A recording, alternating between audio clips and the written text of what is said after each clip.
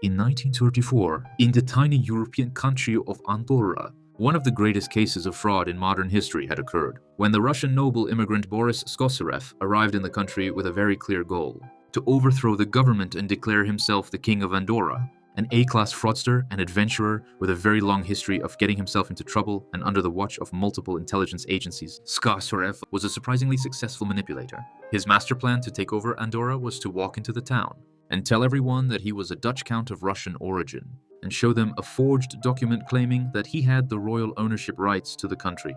He claimed that he was on a mission to take over Andorra and turn it into a modern libertarian tax haven filled with banks, casinos, ski resorts, and a liberal constitution. A project which, despite sounding very fishy, by the early 1930s was extremely novel and, in a strange way, even promising. So much so that when Skossyreff announced his plan, he gained so much popular support in Andorra that he had enough support to take over the country in just 2 days. So, you might be thinking on how on earth did Andorran people so suddenly start to trust a completely random stranger who clearly was lying? First, the people were legitimately frustrated with the current Prince Bishop. At the time, since the country had basically remained as a leftover from the Middle Ages, as a backwater principality with common folk having few rights.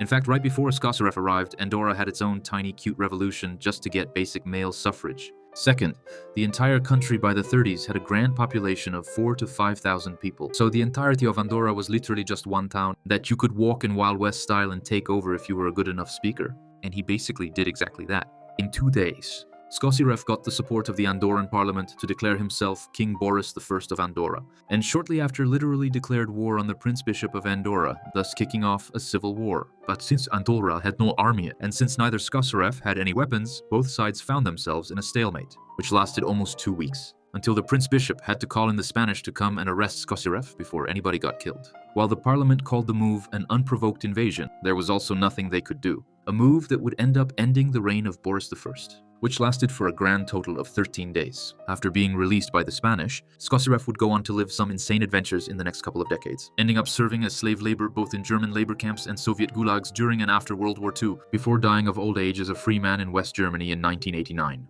But funnily enough, a lot of the reforms that were on his agenda for Andorra ended up becoming true after World War II, with the country later booming into a low-tax economy fueled by it being a ski tourism hotspot, which it continues to be this very day. Subscribe for more obscure historical stories like this one.